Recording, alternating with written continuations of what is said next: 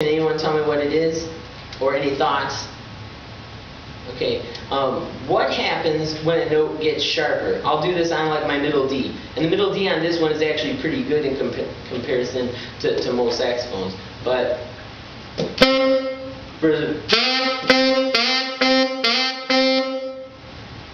Wait, it has more relief, more color.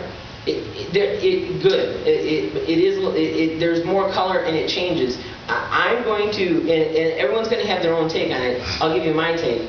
When a note is a little sharp, it tends to not only have more color and whatnot to it, but I actually consider it to be a little stuffier. And to me personally, that's a sound I'm not a super big fan of. I remember when I first started getting to play with Mike and Randy Brecker as a teenager, and Randy's on 2 of my albums, and I've gotten to play I don't know how many shows with Mike, and he actually gave me a saxophone and a mouthpiece and a few other things shortly before he passed away. But my thinking is, while people can give you certain physical things, the most important is the stuff maybe they shared with you and the time they spent and stuff they told you. And one thing that I saw him and he taught me about that was real important, and that's why I picked the D.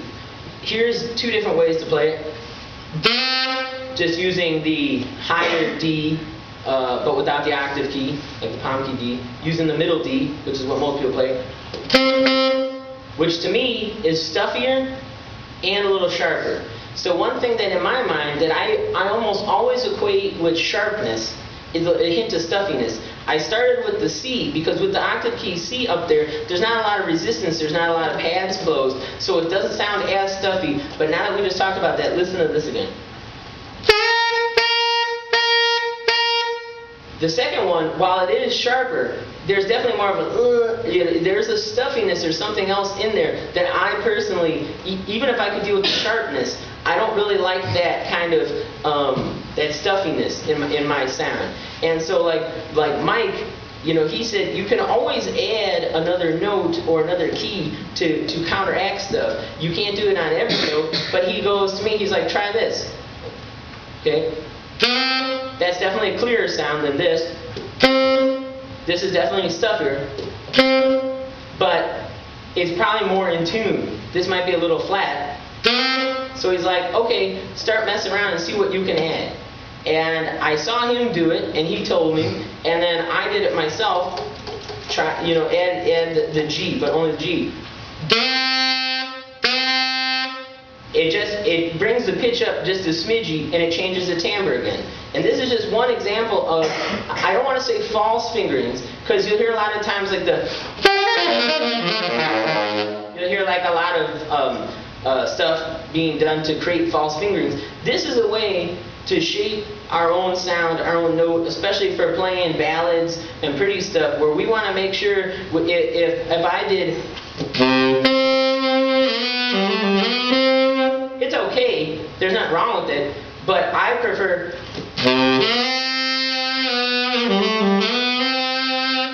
then it's in tune and it's more of a singing quality versus.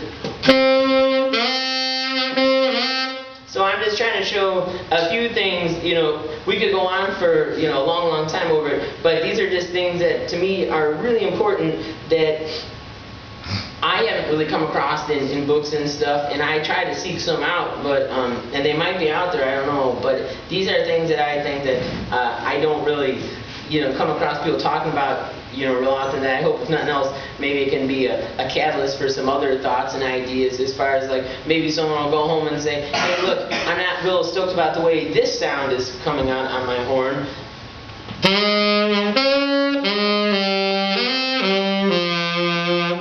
So maybe I can try opening up, another key. How many people, when they play their altissimo G, how does everybody finger that if you're a tenor player? So you can do like this one. You can do. The second one's a little sharper, but a little clearer. You can change this around. It's gonna bring it. It almost maybe brings it between an A and the B flat. But long story short, there's different fingerings that work better or worse for different saxophones, but it's good to try it out. I personally, for that note, I like to play all three of these two here. And like when I did the Jennifer Lopez song, or Get Right On,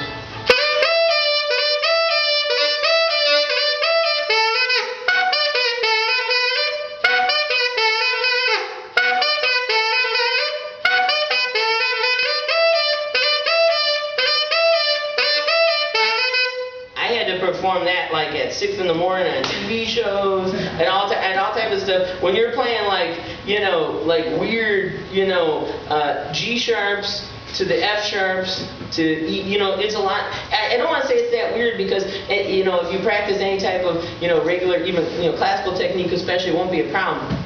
But when you're trying to do it while also kind of powering through the horn to have some of those nuances going and other stuff so it doesn't sound like the synthesizer part that they originally had, and they wanted it to sound more raucous or less regimented, you know, like what a live musician brings to the table. You know, when you're keeping all that in mind and you're doing it, that's when some of these little nuances I'm talking about, like a different fingering here, a different you know, shape of the throat there, they go a long way, and they go a long way to I don't want to say keeping you in your gig, but something like that, while a lot of people dismissed it, you know, all those things were on Columbia Records, which ended up leading to me getting signed to it in part later.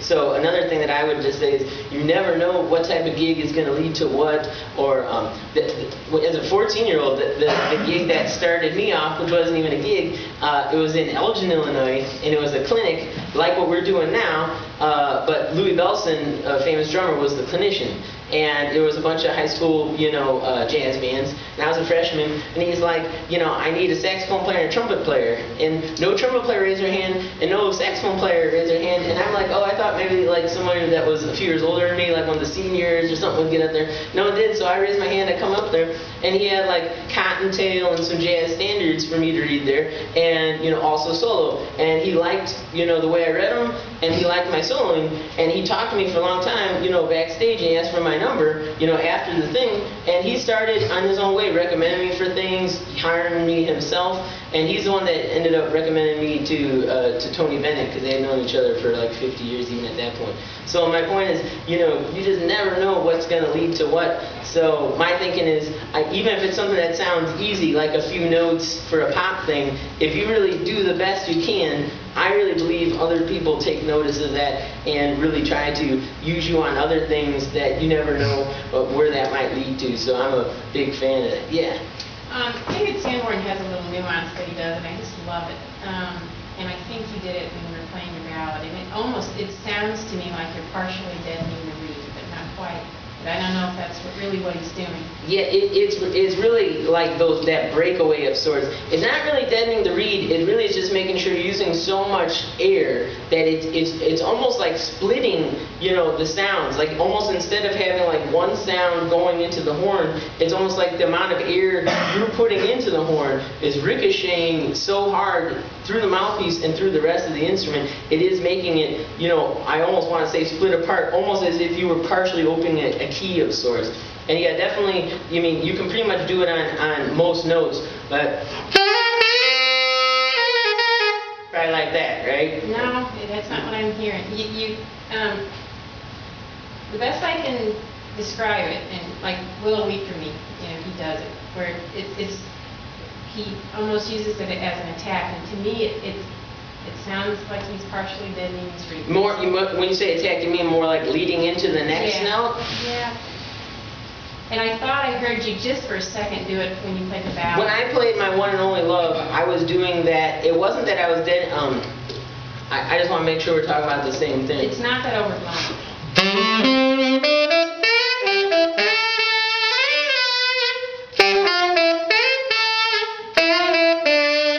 Is it like when I go like just for the attacks? No. You're talking about ghosting, maybe? No. I know what ghosting is.